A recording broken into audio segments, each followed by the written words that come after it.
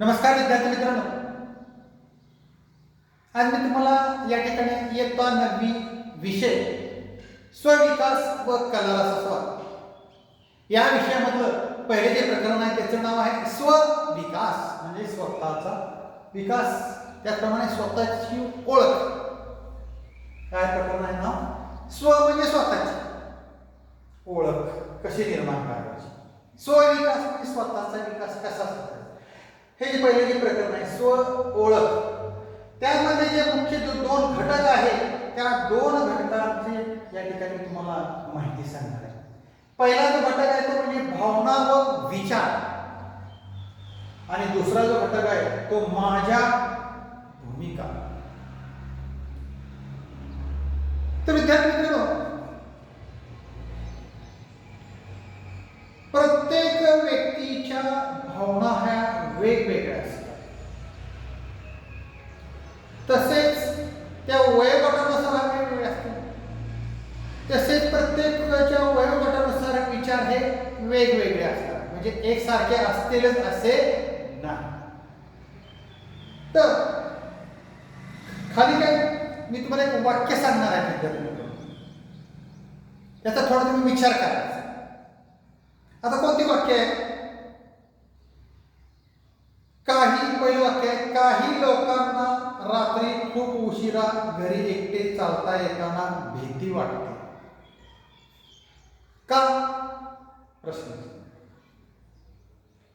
कारण त्यांच्या मनात विचार येतो की त्यांना रस्त्यात कोणी लुबाडले तर. म्हणजे याचाच अर्थ असा आहे की प्रत्येक व्यक्तीच्या मनात हे विचार येतातच. मग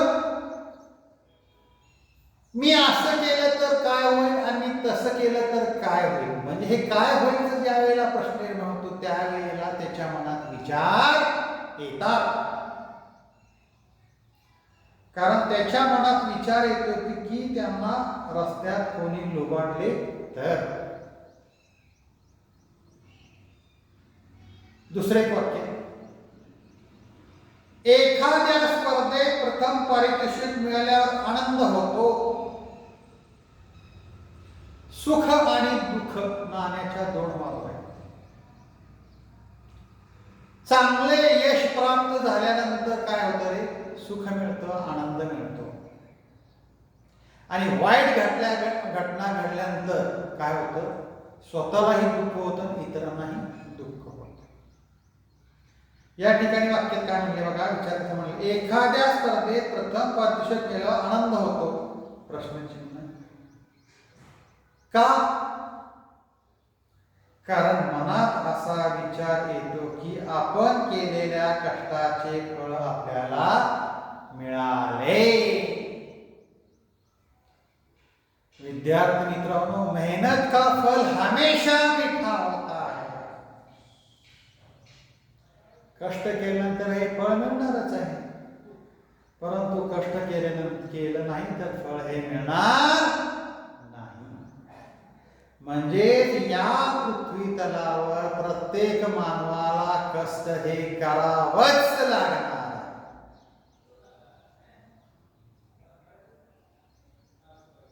तिसरं वाक्य, आपण न केलेल्या चुकीबद्दल आपल्याला कोणी रागवले तर आपल्याला राग येतो. कारण आपल्या मनात असा विचार येतो की आपल्यावर अन्याय होतो आहे. आता विद्यार्थी मित्रांनो, वरील उदाहरण असे दिसून येते की आपल्याला भावनांचा आणि विचारांचा परस्पर संबंध आहे. आपल्याला वाटणाऱ्या तीव्र भावना आपल्या मनातील कोणत्या विचारामुळे निर्माण झाल्या आहेत हे समजून घेऊ शकलो तर त्या भावनांचे व्यवस्थापन करणे सुलभ होईल, सोपे होईल. पुढचा जो घटक आहे तो म्हणजे माझ्या भूमिका.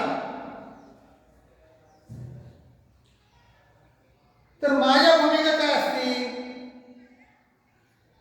एकाच वेळी व्यक्तीला मुलगा मुलगी, भाऊ बहीण, विद्यार्थी, मित्र अशा अनेक भूमिका कराव्या लागतात व त्याप्रमाणे वागावे लागते. प्रत्येक भूमिकेत व्यक्तीने कसे वागायचे याविषयी भोवतालच्या व्यक्तीच्या समाजाच्या काही अपेक्षा असतात. अपेक्षा असणं हे ठीक आहे, परंतु सर्वच अपेक्षा पूर्ण होतील अशा नाही. काही अपेक्षा पूर्ण होतील आणि काही अपेक्षा पूर्ण होणार नाहीत. मुलगा मुलगी आई वडील या भूमिकेतील व्यक्तींनी कसे वागावे याबद्दल समाजाची ठराविक मते असतात. त्यांना साचेबद्ध कल्पना किंवा स्थिर प्रतिमा असे म्हटले जाते. आता साचेबद्ध कल्पनाची जी नमुने उदाहरण दिली आहे त्यासंबंधी आपण सविस्तर चर्चा करणार आहे. तर या उदाहरणातील मतांशी विद्यार्थी सहमत आहेत का? प्रश्नचिन्ह. त्यांच्या कारणावर चर्चा करायची आहे. इतर काही भूमिकांच्या साचेबद्ध कल्पना विद्यार्थ्यांना माहीत आहेत का याबाबत सुद्धा विचार निर्माण होतो.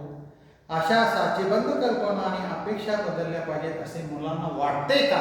अनेक प्रश्न त्या ठिकाणी निर्माण होतात. मग साचेबद्ध कल्पना बरोबर असतीलच असे नाही, काळानुसार त्याच्यात बदल होतात हे समजावून सांगितलं पाहिजे. म्हणजे काळानुसार प्रत्येक गोष्टीची व्याख्या बदलते. आता उदाहरण द्यायचं म्हणलं तर पान नंबर 6 वर त्यांनी चित्र दाखवलेलं. मुलगा रडायला लागलेला. तुमच्याकडे हे पुस्तक असणं अत्यंत गरजेचं आहे. ज्या वेळेला मी स्वविकास व कलारसास्वाद हा पाठ ज्या वेळेला शिकवत असतो तुम्ही डोळ्यासमोर पुस्तक असणं गरजेचं आहे. त्यामध्ये चित्र दिलेले आहे. त्या चित्राचं तुम्ही निरीक्षण करायचं आहे, अवलोकन करायचं आहे, म्हणजे तो विषय तुम्हाला चांगल्या पद्धतीने समजेल. बघा पान नंबर 6 वर एक मुलाचं चित्र दाखवलेलं आहे. त्यामध्ये मुलगा रडत आहे. मुलगे रडत नाही पण ते दाखवलंय ते अर्धांड चिवट आणि कणखर असतात काय वेळ. आणि मुलगे स्वयंपाकघरात काम करत नाही. बघा दोन्ही भूमिका असतात त्यांची. आता दुसरे चित्र दाखवलं. एक मुलगा स्वयंपाक करत आहे. स्वयंपाक हा स्त्रियांनीच केला पाहिजे. आईने स्वतःच्या नोकरी व्यवसायापेक्षा मुलांच्या संगोपनाकडे जास्त लक्ष द्यावे. मुलांना नीट वाढवणे, त्यांची काळजी घेणे ही आईची जबाबदारी जास्त आहे. तिसऱ्या चित्रामध्ये आई मुलाचा अभ्यास घेत आहे. नंतर त्याच पानावर चित्रामध्ये एक मुलगी सैनिक झालेली आहे आणि ती सलाम करते. त्या ठिकाणी चित्र दाखवलेलं आहे. मुली शारीरिक मेहनतीची कामे करू शकत नाही. त्या सहनशील, नम्र, आज्ञाकारक असतात. शिवणकाम, भरतकाम हे फक्त मुलींचीच काम आहे. कुटुंबातील महत्त्वाचे निर्णय हे वडिलांनी घ्यावे. कुटुंबाच्या चरित्रासाठी वडिलांनी पैसे मिळवलेच पाहिजे. या विविध भूमिकांचा आणि त्या भूमिकेकडून अपेक्षित वर्तनाचा विचार करा.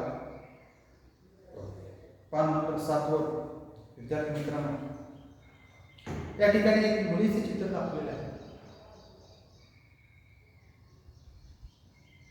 तर त्या चित्राचं तुम्ही निरीक्षण करायचं आहे, बारकाईने निरीक्षण करायचं आहे. बघा काय काय विचार त्या मुलीच्या मनात निर्माण झालेले आहेत. चित्रात एका व्यक्तीच्या भिन्न भूमिकेच्या वर्तनाचे उदाहरण दिलेले आहे. वर्तनाचे आणि उरलेल्या भूमिकाच्या वर्तनाची उदाहरणे त्या ठिकाणी तुम्ही पूर्ण करायचे. आता विद्यार्थी म्हणजे की अपेक्षा काय असतात? मनापासून अभ्यास करणे, वर्गात लक्ष देणे. नागरिक काय अपेक्षा असतात? सामाजिक नियमांचं पालन करणे. स्त्री अपेक्षा वेगवेगळ्या असू शकतील. खेळाडू अपेक्षा शारीरिक व्यायाम, तंदुरुस्ती. इतर भूमिकांच्या अपेक्षा वेगवेगळ्या असतील. मैत्रिणींच्या अपेक्षा ह्या वेगवेगळ्या असतील, त्या तुम्ही लिहायच्या. बहीण अपेक्षा वेगळ्या असतील, त्या तुम्ही लिहायच्या. मुलगी अपेक्षा पालकांकडून असणाऱ्या अपेक्षा त्या वेगवेगळ्या असतील. ह्या ज्या अपेक्षा आहेत त्या अपेक्षा तुम्ही काय करायचं, वहीमध्ये नोंद ठेवायची.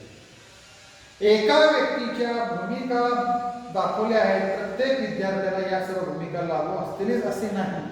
तर या उदाहरणात स्वतःच्या भूमिका आणि त्या भूमिकेकडून अपेक्षित वर्तनाचे रेखाचित्र तुम्ही काय करायचं विद्यार्थी मित्रांनो, नोंद करायचं, नोंद ठेवायची. विद्यार्थी मित्रांनो, आज मी तुम्हाला 2 घटकाबद्दल माहिती सांगितली. भावना व विचार आणि माझी भूमिका या 2 घटकाबद्दल तुम्हाला या ठिकाणी तुम्हाला सविस्तर माहिती सांगितलेली आहे. विद्यार्थी मित्रांनो, या ठिकाणी मी थांबतो. धन्यवाद.